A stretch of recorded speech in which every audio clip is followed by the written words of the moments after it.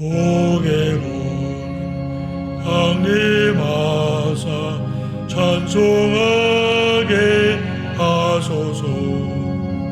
한량없이 자비하신 증량할 길 없도다. 천사들의 찬송가 내게 가르치소서. 구속하신 그 사랑은 항상 찬송합니다.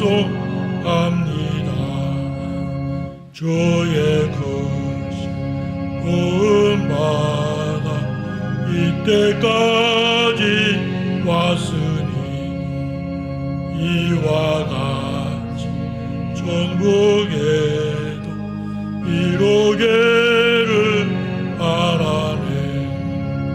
하나님의 품을 떠나 죄에 빠진 우리를 예수 하시려 보혈을 주셨네. 주의 귀한 은혜 받고 일생 되지 자 되네. 주의 은혜 사슬돼서 나를 주께 매소서. 우리 마음은 연약하여 범죄하게 세우니 하나님 받으시고 천국에는 지소서.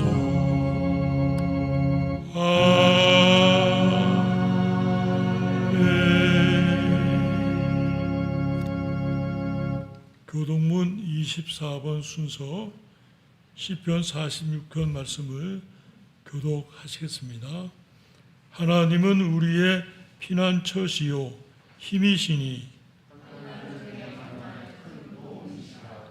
그러므로 땅이 변하든지 산이 흔들려 바다 가운데에 빠지든지 바닷물이 솟아나고 뛰놀든지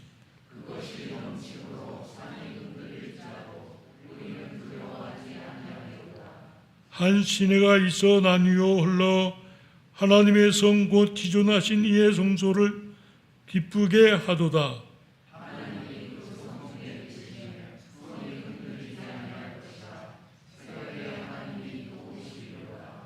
그가 땅끝까지 전쟁을 쉬게 하심이요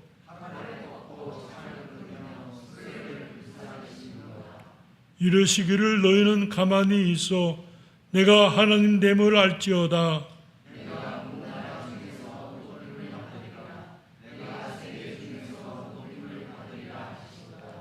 만군의 여호와께서 우리와 함께 하시니 아멘. 다 같이 사도신경으로 신앙 고백을 하시겠습니다. 전능하사 천지를 만드신 하나님 아버지를 내가 믿사오며 그 외아들 우리 주 예수 그리스도를 믿사오니 이는 성령으로 잉태하사 동정녀 마리아에게 나시고 본디오 빌라도에게 고난을 받으사 십자가에 못 박혀 죽으시고 장사한 지 사흘 만에 죽은 자 가운데서 다시 살아나시며 하늘에 오르사 전능하신 하나님 우편에 앉아 계시다가 저리로서 산자와 죽은 자를 심판하러 오시리라. 성령을 믿사오며 거룩한 공예와 성도와 서로 교통하는 것과 죄를 사하여 주시는 것과 몸이 다시 사는 것과 영원히 사는 것을 믿사옵나이다. 아멘. 찬송가 93장을 찬송하시겠습니다.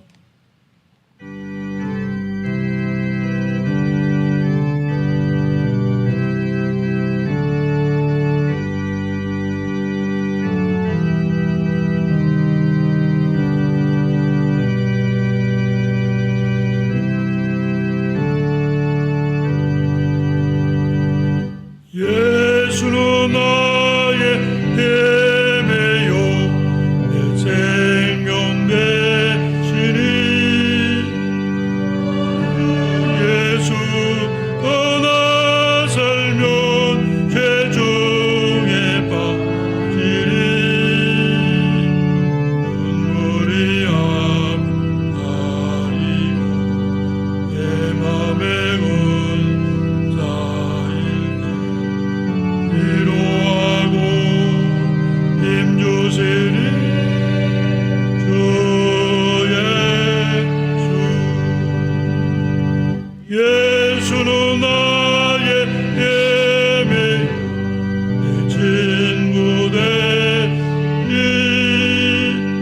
그 은혜를 간구하며 풍성히 받으리 밤이 주시니 주수할 곳 많구나 귀한 열매 주시노니 주 예수 예수는 나의 힘이요 기쁨 되시니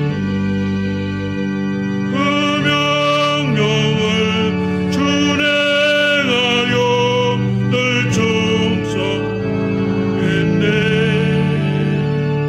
주야로 하시며 바른 길 가하시니 의지하고 따라가리 주 예수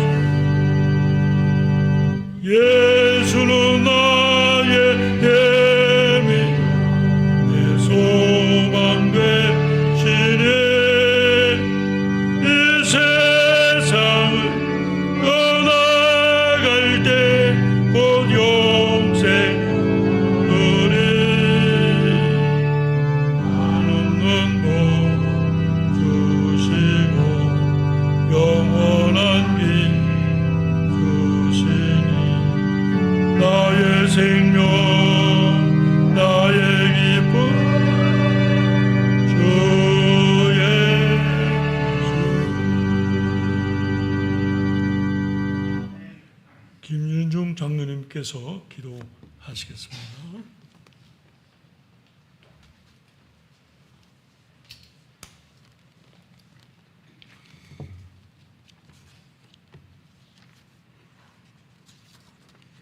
다 함께 기도하시겠습니다. 아버지께 참되게 예배하는 자들은 영과 진리로 예배할 때가 오나니 곧 이때라. 아버지께서는 자기에게 이렇게 예배하는 자들을 찾으시느니라. 아멘. 이 세상에 창조주시며 생명의 근원이신 하나님 아버지, 그 거룩하신 이름 위에 찬송과 영광을 돌립니다. 주님께서는 친히 그 아들을 내어주심으로 우리를 죄와 사망으로부터 자유하게 하셨건만 심히 부패한 우리의 성령은 부지불식 중에 의심과 불신 가운데 서 있을 때가 있음을 고백하오니 우리 주님 부디 용서해 주시고 원수의 무리들에게 우리를 맡긴 일이 없도록 확고한 믿음을 허락해 주시옵소서. 하나님 아버지, 우리 합신교단과 한국교회를 위해 기도합니다. 이단과 불신의 무리들이 시시탐탐 우리를 삼키려고 기회를 노리고 있는 이때에 우리 교단과 한국교회가 원수의 무리들로부터 성도와 교회들을 지켜내고 올바른 길만을 걸어갈 수 있도록 바로 세워주시고 굳세게 붙들어 주시옵소서. 9월 24일부터 사흘간 있을 합신총회가 바른 신학을 이 땅에 굳건하게 세우는 총회가 되길 간절히 기도합니다.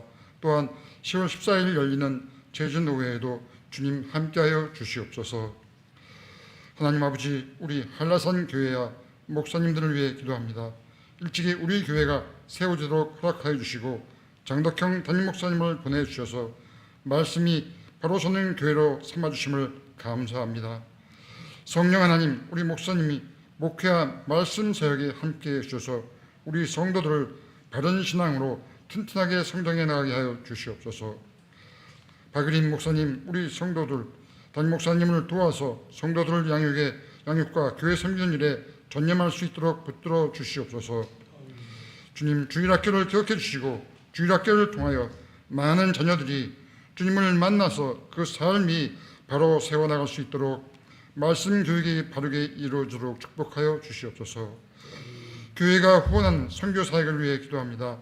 농어촌 교회와 말씀의 황무지에서 애쓰고 수고하는 선교자님들을 기억해 주시고 그 사역의 열매가 바르게 맺어질 수 있도록 우리 교회가 기도와 물질로 헌신할 수 있게 하여 주시옵소서.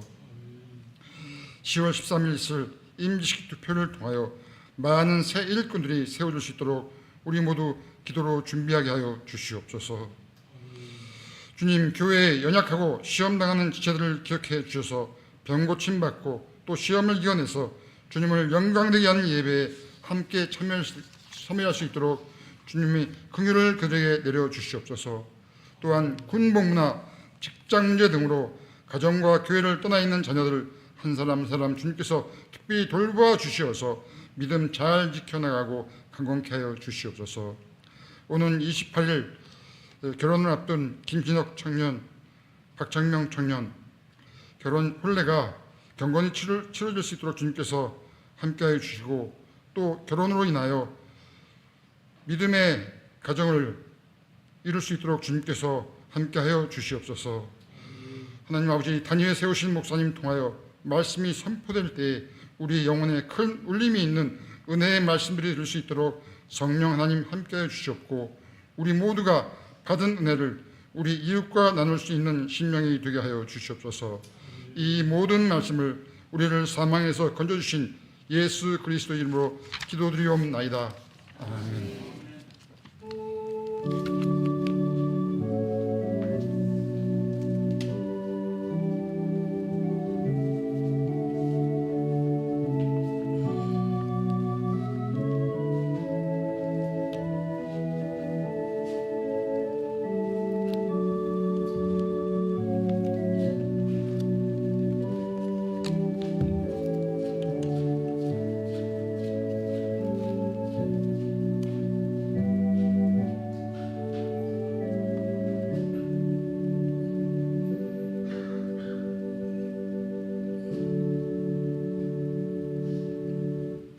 성경 말씀은 구약 성경 스가랴서 3장 1절에서 5절 말씀을 보겠습니다. 구약 성경 1315페이지입니다. 스가랴 3장 1절부터 봅니다. 대제사장 여호수아는 여호와의 천사 앞에 섰고 사탄은 그의 오른쪽에 서서 그를 대적하는 것을 여호와께서 내게 보이시니라. 여호와께서 사탄에게 이르시되 사탄아, 여호와께서 너를 대적 책망하노라. 예루살렘을 택한 여호와께서 너를 책망하노라. 이는 불에서 꺼낸 거슬린 나무가 아니냐 하실 때에 여호수아가 더러운 옷을 입고 천사 앞에 서 있는지라.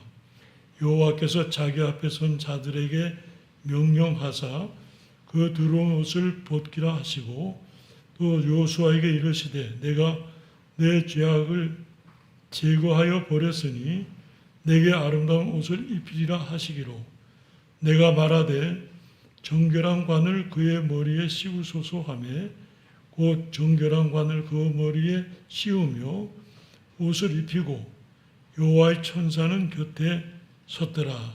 아멘. 잠시 기도하시겠습니다. 하나님 아버지, 이 시간 하나님 말씀 나눌 때에 성령께서 저희들의 마음을 감화 감동하여 주시고 말씀을 밝히 깨달으며 우리의 믿음이 하나님 말씀 위에 견고히 서게 하여 주시옵소서. 예수님의 이름으로 기도드리옵나이다. 아멘. 하나님의 은혜라는 제목으로 말씀을 나누겠습니다. 첫 번째 보면 불에서 꺼낸 거슬린 나무라고 썼어요. 이는 불에서 꺼낸 거슬린 나무가 아니냐. 이스라엘 백성들을 포도나무에 비유하거든요. 포도나무는 뭐 제목으로 쓸 수 있는 나무가 아니고 열매를 얻는데 목적이 있는 것이죠. 근데 포도나무가 불에 거슬려 가지고 있으면 포도나무 자체도 연약한데 불에 거슬렸으니까 뭐 아무짝에도 쓸 수가 없는 것이죠. 그런 상황에 이스라엘 백성들이 현재 처해 있다. 그런 말씀이에요. 이스라엘 백성들을 표현한 말씀이 불에서 꺼낸 거슬린 나무로 표현했어요. 소망이 없는 절망 가운데 있는 스스로 아무것도 할 수 없는 상태에 있다. 이제 이 불에서 꺼낸 거슬린 나무가 아니냐 이렇게 말씀하실 때 그 표현 자체가 많은 것을 이렇게 영적으로 대신해 준다 이렇게 말할 수 있겠습니다. 두 번째는 여호수아가 더러운 옷을 입고 천사 앞에 서 있었다 그랬었어요. 이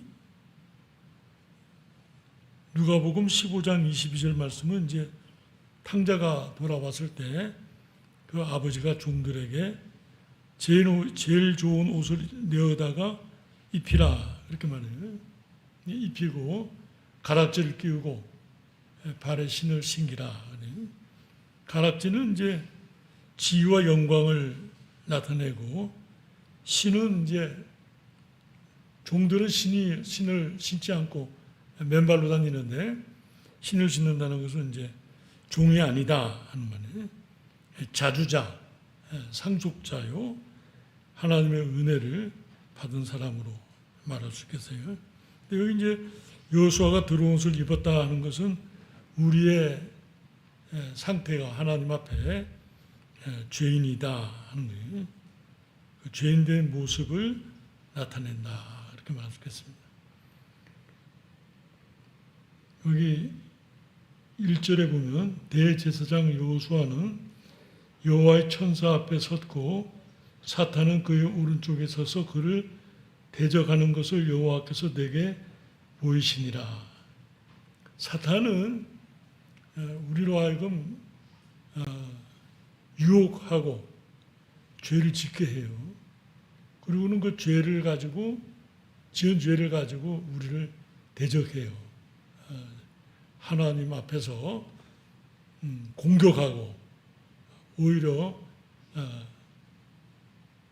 자기의 말을 듣고서 죄를 지었는데 편을 드는 게 아니라 그걸 약점 삼아서 공격하는 거예요. 하나님과 성도 사이를 이간시키고 하나님이 공의로우시니까 범죄한 하나님의 백성을 징계하기를 참소하고 고자질하고 대적하고 이게 이제 사단이 하는 일이에요. 여기도 보면 대제사장 여호수아는 여호와의 천사 앞에 섰고 사탄은 그의 오른쪽에 서서 그를 대적하는 것을 여호와께서 내게 보이시니라. 여호와께서 사탄에게 이르시되 사탄아 여호와께서 너를 책망하노라. 예루살렘을 택한 여호와께서 너를 책망하노라. 이는 불에서 꺼낸 거슬린 나무가 아니냐 하실 때에 이 말씀이 이제 이스라엘의 상태 그리고 그 이스라엘의 그 연약함을 하나님 앞에 하나님이 공의로우신 하나님이시라면 심판하셔야 됩니다. 이런 이제 대적하는 말이에요. 하나님께서는 예수 그리스도를 통해서 이스라엘의 죄를 도말하시고 용서하신다 하는 내용이 이제 그 속에 포함된 말씀이에요. 불에서 꺼낸 거슬린 나무가 아니냐. 3절에 여호수아가 더러운 옷을 입고 천사 앞에 서 있는지라. 그 두 번째 보면 1번에 3번 여기서 대제사장 여호수아는 이스라엘의 백성의 대표자로 서 있었다. 그가 여호와의 사자 곧 메시아 앞에 선 목적은 판단을 받기 위한 것이다. 판단이라는 건 이제 심판을 받는 거지. 이때의 여호와의 사자 곧 메시아는 심판주이신 동시에 겸하여 하나님 백성의 대표인 여호수아의 변호자도 되신다. 우리가 이제 보통 중보자라고 그러는데 한편으로는 심판주이시면서 또 한편으로는 우리의 중보자가 되신다. 왜냐하면 우리를 위해서 십자가에 죽으셔서 우리의 모든 죄를 다 대신 담당하시고 도말하시고 의롭게 우리를 칭하신다 한 말씀이에요. 이제 그렇게 하나님과 예수 그리스도, 사탄, 그다음에 이스라엘 백성들 이렇게 이제 지금 구성에 대해서 지금 이제 변론하는 말씀이에요. 여기 4절에 보니까 여호와께서 자기 앞에 선 자들에게 명령하사 그 더러운 옷을 벗기라 하시고 또 여호수아에게 이르시되 내가 내 죄악을 제거하여 버렸으니 내게 아름다운 옷을 입히리라 하시기로. 이 아름다운 옷은 이제 칭의를 가리켜요. 의롭다 이렇게 칭하는데 그 의롭다고 말하는 근거가 뭐냐면 이스라엘의 행위에 있지 않고 예수 그리스도의 죽으심으로 말미암아 우리를 의롭게 하심에 있다 한 말씀이에요. 그거 4절 말씀이 예수 그리스도의 십자가의 죽으심과 부활하심을 영적으로 포함하는 내용이라고 말할 수 있겠어요. 내가 말하되 정결한 관을 그의 머리에 씌우소서 하며 정결한 관을 그 머리에 씌우며 옷을 입히고 여호와의 천사는 곁에 섰더라. 이제 하나님께서 이스라엘을 의롭게 칭하시고 그 하나님의 백성으로서의 그 자격을 회복시켜 주셔서 영광을 받으셨습니다. 하나님이.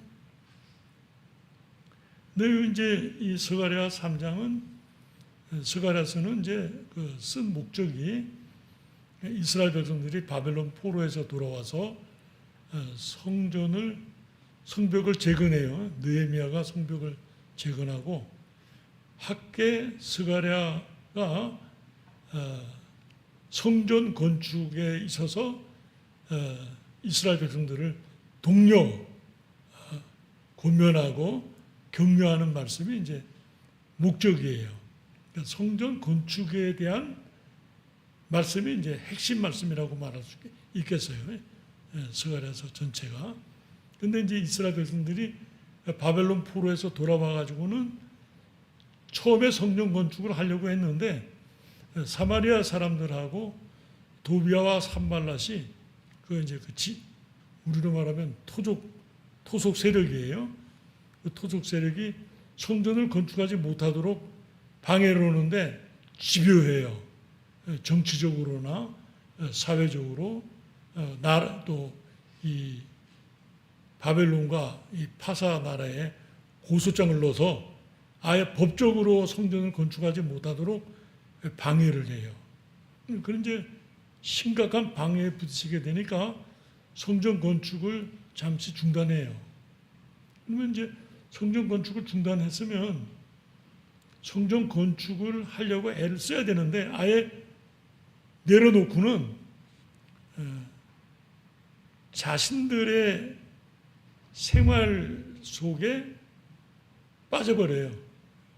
쉽게 말하면 편안한 생활을 추구하면서 육신의 생활에 전력해요.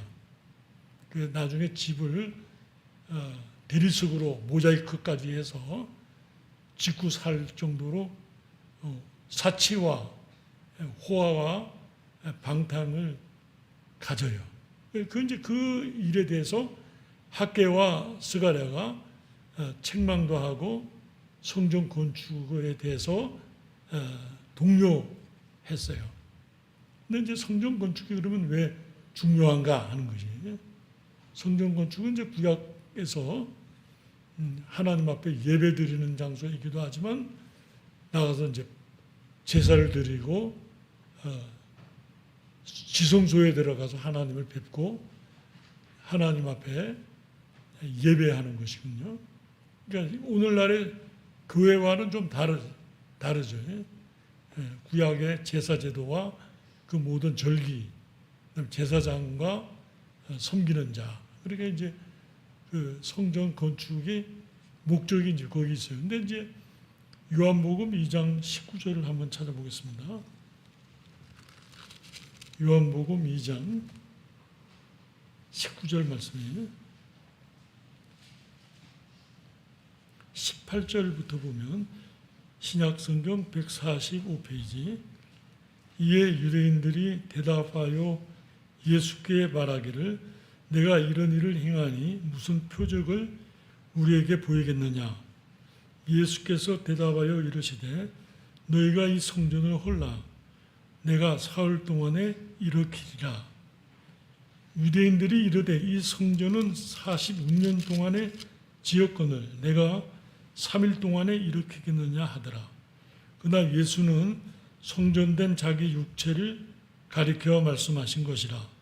죽은 자 가운데서 살아나신 후에야 제자들이 이 말씀하신 것을 기억하고 성경과 예수께서 하신 말씀을 믿었더라. 예수 구약 성전이 예수 그리스도의 몸이다. 예수님께서 그렇게 지금 말씀하신 거예요. 너희가 나를 십자가에 못 박게 되면, 죽이면 내가 3일 만에 부활하리라 하는 말씀이에요. 그것에 대한 말씀이에요. 스가랴 6장 12절을 하나 찾아보겠습니다.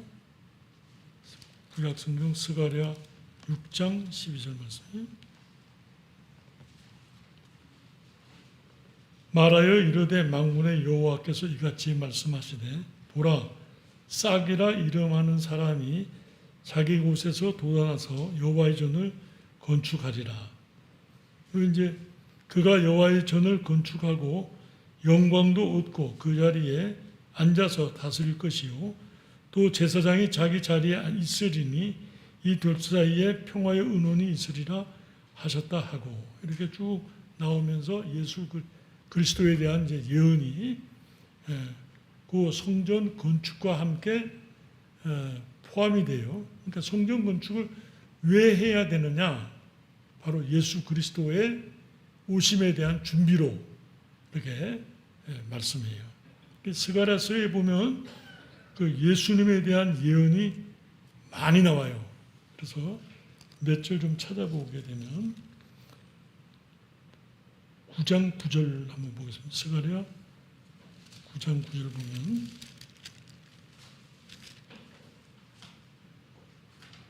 스가랴 9장 9절 시온에 따라 크게 기뻐할지어다 예루살렘에 따라 즐거이 부를지어다 보라 내 왕이 내게 임하시나니 그는 공의로우시며 구원을 베푸시며 겸손하여서 나귀를 타시나니 나귀의 작은 것 곧 나귀 새끼니라. 그 이제 신약 성경에서 호산나 하면서 성취가 되죠. 또 12장 10절 보시면 스가랴 12장 10절입니다.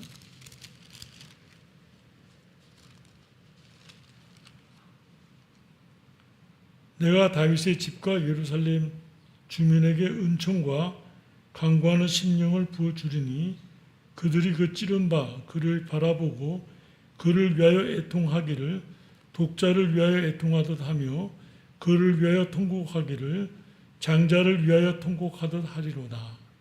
그날에 예루살렘에 큰 애통이 있으리니, 이제 쭉 나오는 그 내용이 예수님의 십자가 죽으심과 그 현장에 대한 내용이.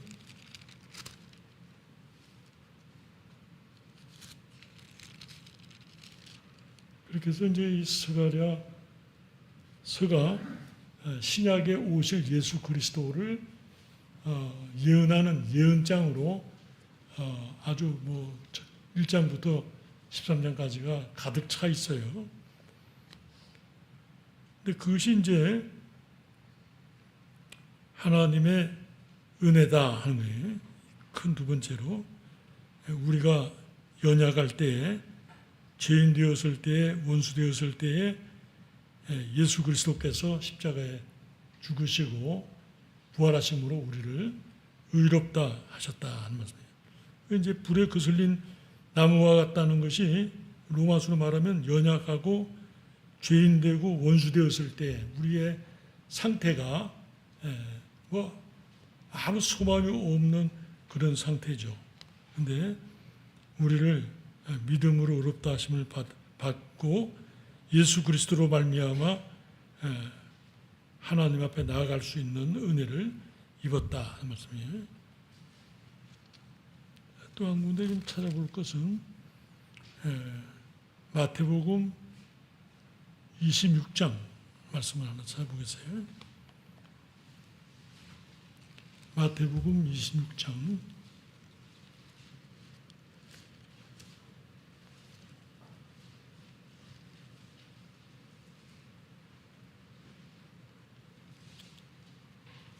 65절 말씀이에요.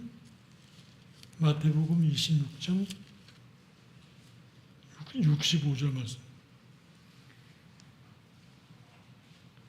이제 예수님께서 잡히셔서 공회 앞에서 재판받게 되는데 이 64절 보면 예수께서 이르시되 내가 말하였느니라 그러나 내가 너희에게 이르노니 이후에 인자가 권능의 우편에 앉아 있는 것과 하늘 구름을 타고 오는 것을 너희가 보리라 하시니 이에 대제사장이 자기 옷을 찢으며 이르되 그가 신성모독하는 말을 하였으니 어찌 더 증인을 요구하리요 보라 너희가 지금 이 신성모독하는 말을 들었도다.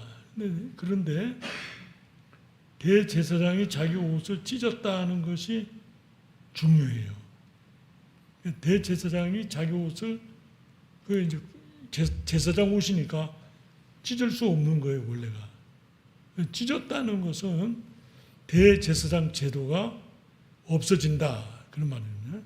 그러니까 이 구약 성전이 물론 예수 그리스도의 몸을 가리키시는데 예수님이 십자가에 죽으시는 사건을 통해서 대제사장 제도가 없어진다. 그 말은 성전 구약 성전의 그 모든 제사 제도와 그 율례가 예수 그리스도 십자가로 완성된다는 말씀과 연결이 돼요.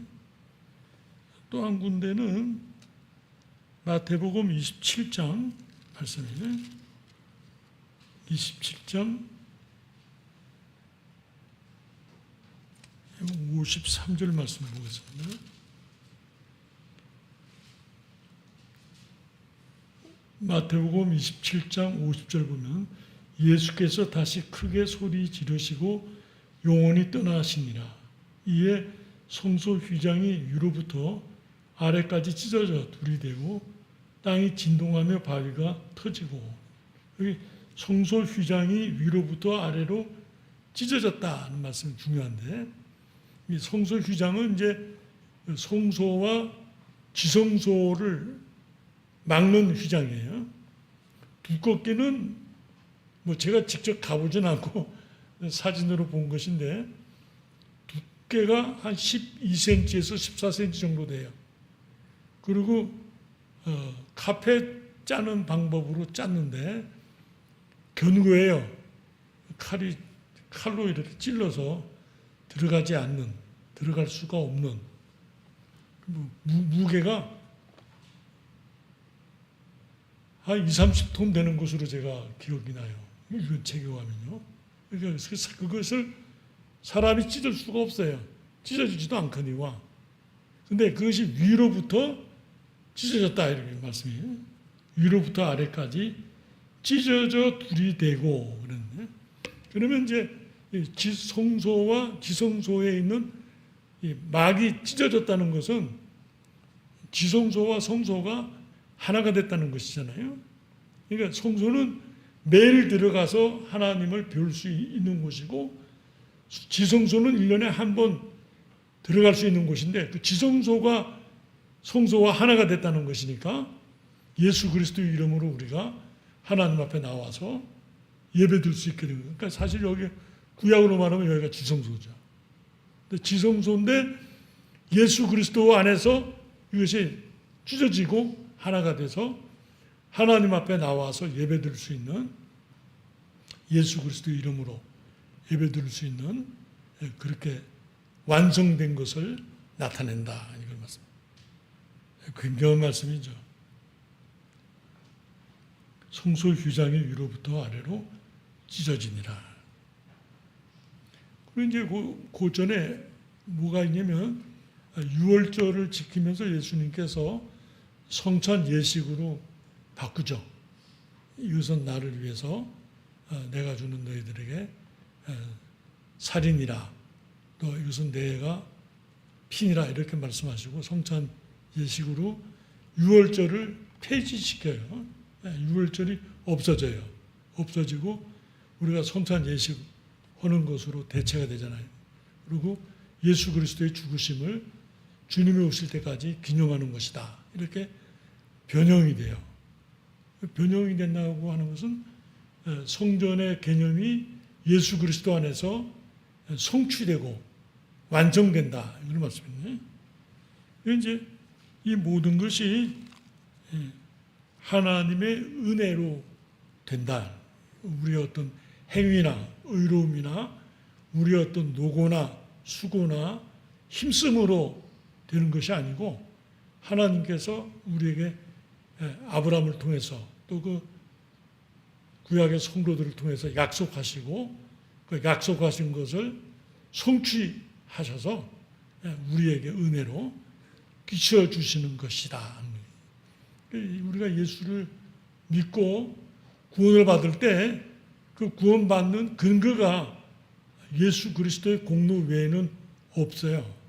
우리가 성경 열심히 읽고 기도 열심히 하고 주일 예배 참석하고 주의 일을 위해서 봉사하고 이런 것들은 다 공로가 아니고 우리가 하나님의 자녀로서의 삶을 공동체 안에서 누리는 것이죠.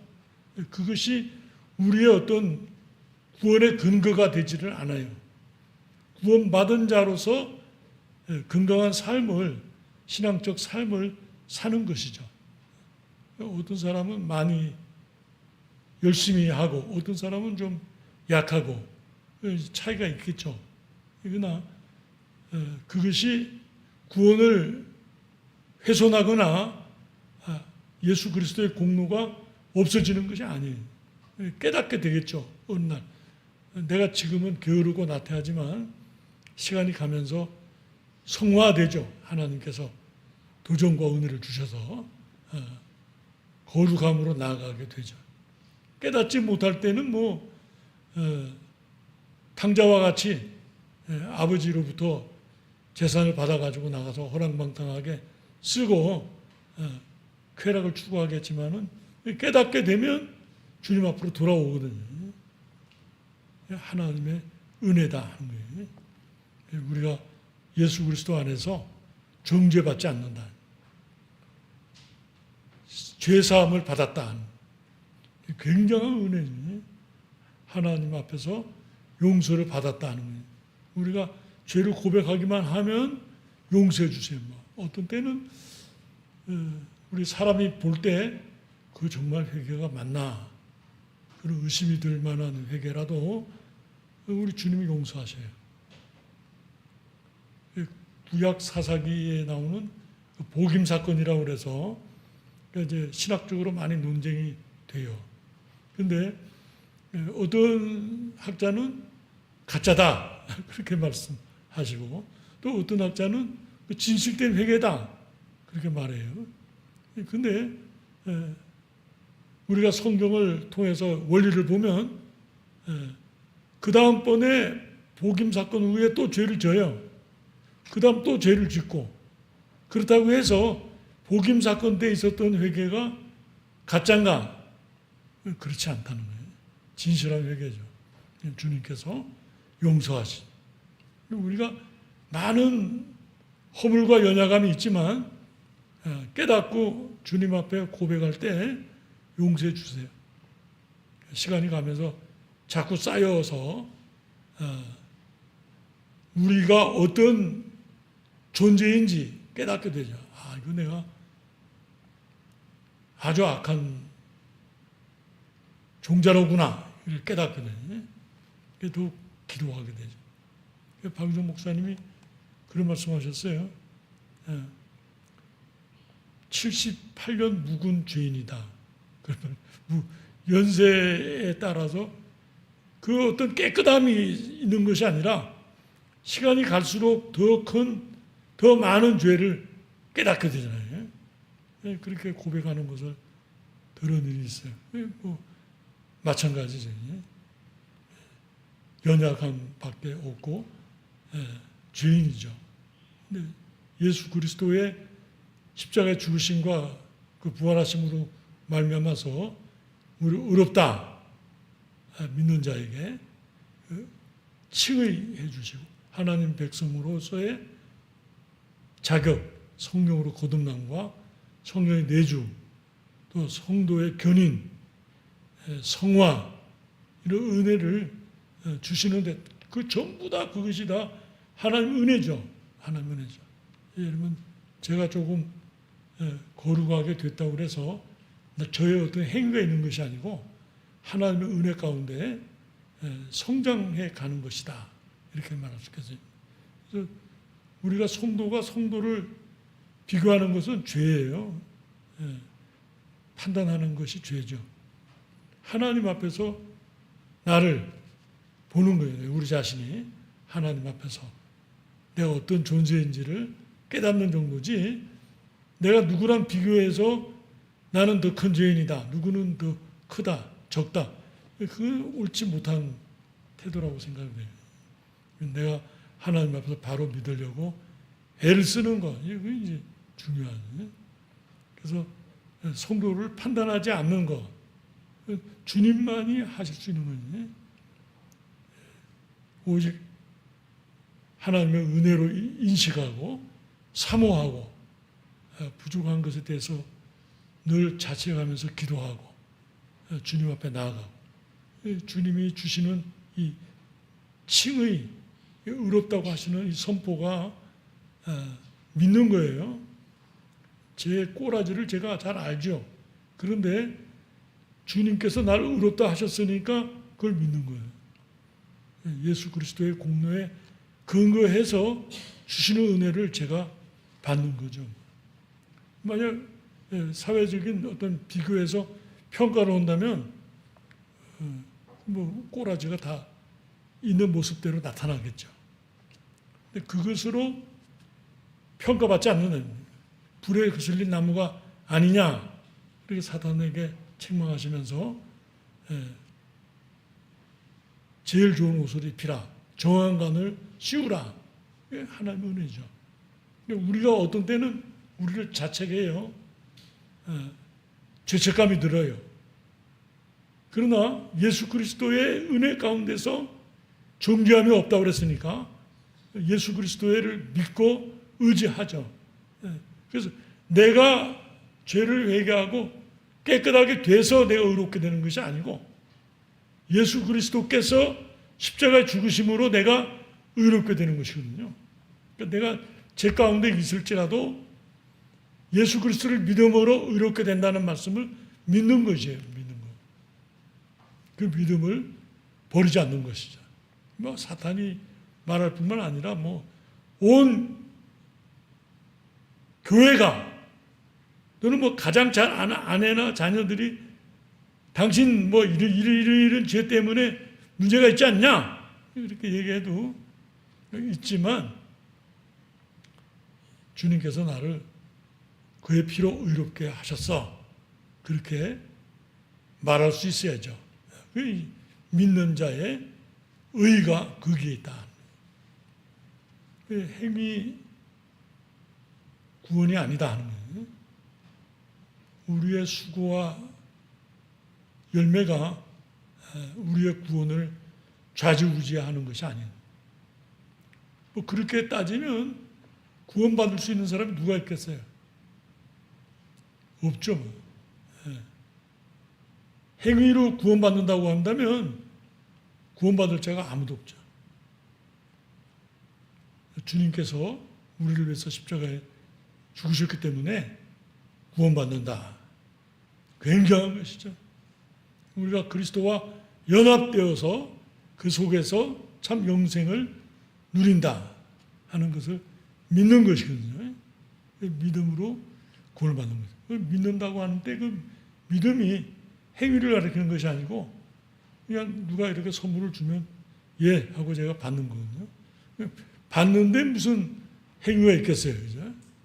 받는데 주시는 것을 받는 것은 믿음이라고 하는 거예요. 그러나 이제 그렇게 믿고 난 뒤에 성경을 읽거나 주일 예배 참석하거나 기도하거나 전도하거나 이런 것들은 노력이죠. 우리의 믿음으로 말미암는 노력이죠. 노력은 구원은 행위가 아니고 하나님 백성으로서의 삶이에요. 삶, 생활.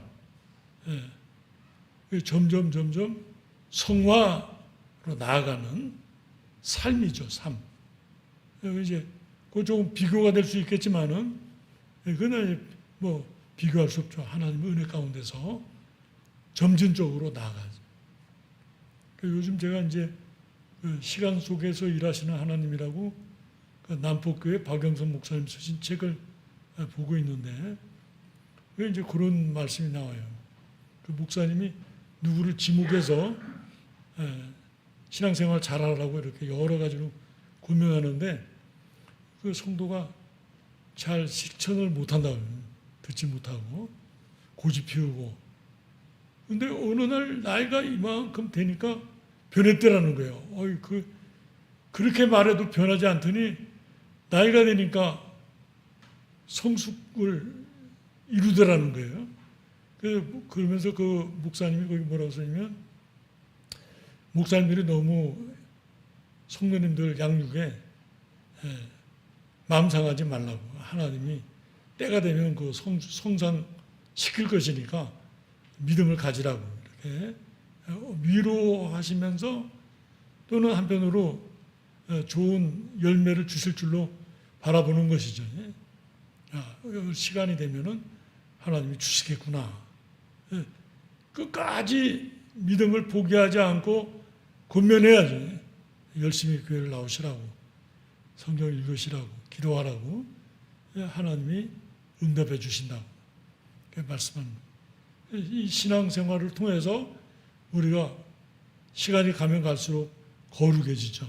하나님 보실 때 하나님의 은혜로 새로워져. 이제 그 길을 다 간 뒤에 우리가 우리 자신을 평가할 때 하나님의 은혜다. 그건 내 행위가 아니다. 이걸 이제 깨닫게 되죠. 주님께 영광을 돌리게 되는 삶을 살게 된다는 것. 여호수아에게 이르시되 내가 내 죄악을 제거하여 버렸으니 내게 아름다운 옷을 입히리라 하시기로. 참 귀한 은혜예요. 예수 그리스도의 공로로 말미암아 우리가 의롭게 된다. 우리가 세상에서 말하는 사탄이 지적하는 그 어떤 비판이나 종교에 대해서 두려워할 것이 없다. 그래, 내가 그러한 사람이다. 그러나 예수 그리스도께서 나를 위해서 십자가에 죽으심으로 내가 구원받을 뿐만 아니라 의롭다 칭함을 받았다. 증거하는 거예요. 대적하고 다 같이 기도하시겠습니다. 하나님 아버지의 은혜를 감사합니다. 포도나무인데 불에서 꺼낸 거슬린 나무가 아니냐 이렇게 말씀하신 것과 같은 존재입니다. 그러나 하나님의 은혜로 말미암아 예수 그리스도의 십자가의 죽으심과 부활하심으로 말미암아 우리를 성령으로 거듭나게 하시고 성령이 내주하여 계시고 또 성령 충만하며 성화의 삶을 살아갈 수 있도록 인도하시는 은혜를 생각할 때 감사와 찬송과 영광을 주님께 돌립니다. 하나님 아버지 귀한 은혜를 우리가 누리게 해 주시고 주장하게 해 주시고 자랑하게 해 주시고 늘 주님과 함께 동행하는 삶을 이룰 수 있도록 인도하여 주시옵소서. 예수 그리스도 이름으로 기도드리옵나이다. 아멘. 찬송가 310장을 찬송하시면서 헌금을 하시겠습니다.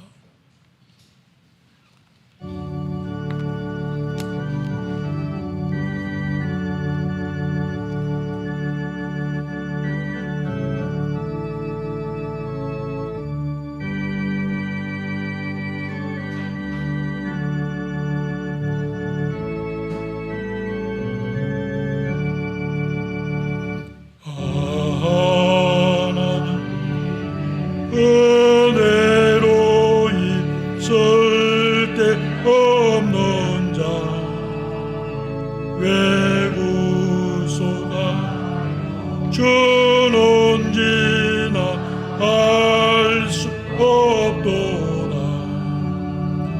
내가 믿고 끄지야 내 모든 영병 하시는 주님 해주실 것을 나는 확실히 아네. 왜 내 굳은 믿음과 또 복 주셔서 내 마음이 편한지나 알 수 없도다.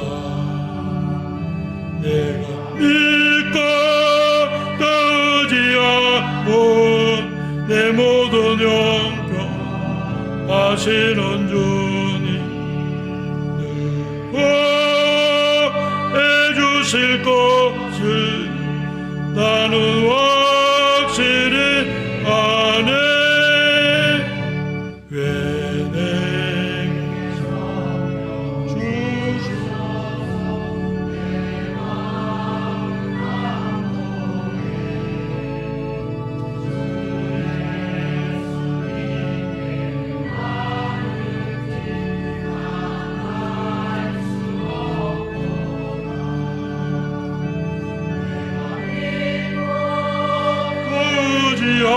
구지함은 모든 형편 하시는 주님 해주실 것을 나는 확실히 아네. 주 언제님 하실 오밤 홍낮에 또 주님만 그것도 나 알 수 없도다. 내가 믿고 의지함 내 모든 영 하시는 주님 해주실 것을 나는 확실히 아네. 아멘. 다 같이 봉헌기도 하시겠습니다. 하나님 아버지, 저희가 주님 앞에 나와 예배드리며 우리의 소득의 일부분을 구별하여 주님 앞에 예물로 드립니다. 주님께서 예물을 기쁘게 받아주시옵소서. 우리 가정과 일터에 복을 주시사 번성케 하여 주시고 우리가 그 받은 바 은혜로 하나님께 영광을 돌리며 이 사회에서 건강한 생활을 이루게 하여 주시옵소서. 우리 연약함을 인하여 기도할 때 주께서 들으시고 은혜를 베풀어 주시며 그 병을 치료하여 주사 하나님 앞에 나와 예배드리는 자 되게 하여 주시옵소서. 타처에 나가는 우리 자녀들 하나님께서 지켜주시고 위험한 것과 악한 것으로부터 보호하여 주시며 성결하고 거룩하여 늘 주님을 모시고 성령 충만한 삶이 되도록 인도하여 주시옵소서. 또 이번 주에 결혼하는 김진혁 청년과 박창명 청년 하나님께서 함께해 주시고 준비하는데 어려움이 없도록 지켜주시고 또 귀한 복이 있는 결혼식이 될 수 있도록 하나님 함께하여 주시옵소서. 또 모든 혼주와 그 참여하는 자가 건강하고 또 모든 생활이 주의 은혜 가운데 진실하게 이루어질 수 있도록 함께하여 주시옵소서. 또 완도에 계시는 박문옥 장로님 지켜주시고 함께해 주시옵시며 또 이번 총회에 참석하시게 되는데 가고 오는 길에 하나님께서 지켜보아야 주시옵소서. 예수 그리스도 이름으로 기도드리옵나이다. 아멘. 그 소식을 잠시 보시겠습니다. 기록하지 못했는데 대한예수교 장로회 합신 제109회 총회가 9월 24일부터 26일에 정선에서 있어요. 우리 박문옥 장로님이 총대 대표로 참석하시게 됩니다. 근데 완도에서 이 정선이 엄청 멀거든요. 오가는 일에 피곤하지 않도록 또 건강을 지켜주시기를 특별히 기도 부탁을 드립니다. 두 번째는 여기 우리 주보에 장로 신임투표, 이 신임투표는 이제 김윤중 장로님이 지금 이제 협동 장로님으로 계신데 5년이 넘었어요. 원래 3년 넘으면 이제 투표할 수 있는데 마침 이제 장로님이 하시겠다고 그래서 신임투표를 묻고 또 안수집사 투표와 명예권사 추대, 명예권사 추대는 이제 70세 이상 되신 분들 이미 권사가 되셨어야 되는데 저희가 기회가 없어서 하지 못했는데 그래서 이제 명예권사 추대, 시무권사는 이제 70세 이하 되신 성도님으로서 45세 이상 된 여성에 한해서 투표로 이렇게 권사를 뽑는 것을 말해요. 그래서 위안 공동의회가 10월 13일에 있습니다 하는 광고입니다. 세 번째, 대한예수교장로회 합신 제주노회 제40회 정기노회가 10월 14일에 있습니다. 이제 정기노회를 하기 위해서 시차례라고 해서 이제 서귀포에 있는 교회들이 모여서 그 의논하는 회의예요. 포도원 교회에서 오후 4시에 있습니다 하는 광고입니다. 여기 마지막에 우리 김진혁 청년과 박창명 청년 9월 28일 결혼식이 있는데 한 사람은 서귀포에서 한 사람은 서울에서 이렇게 결혼식을 해요. 그래서 특별히 기도 부탁을 드립니다 하는 광고고요. 또 오늘 참석을 못하셨는데 오은정 집사님이 팥시루떡을 이렇게 저희들에게 대접합니다. 그 내용은 뭐냐면 며느리가 둘째를 임신해서 감사해서 이렇게 한다고 합니다. 위해서 기도해 주시면 좋겠습니다. 찬송가 615장을 다 같이 찬송하시겠습니다.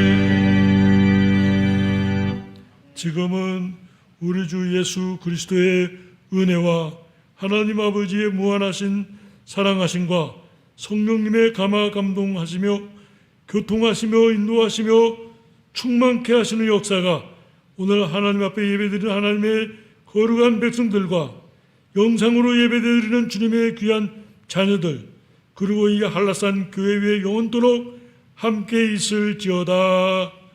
아멘.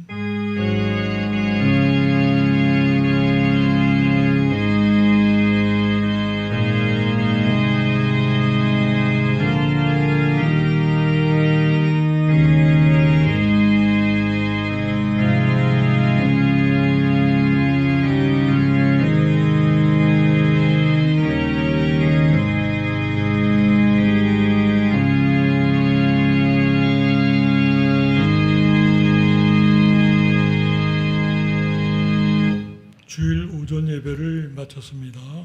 감사합니다.